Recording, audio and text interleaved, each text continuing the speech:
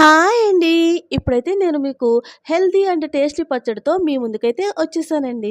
ఈ పచ్చడి తింటే గనక మన హెల్త్‌కి, అలాగే మన హెయిర్‌కి కూడా చాలా మంచిదనమాట.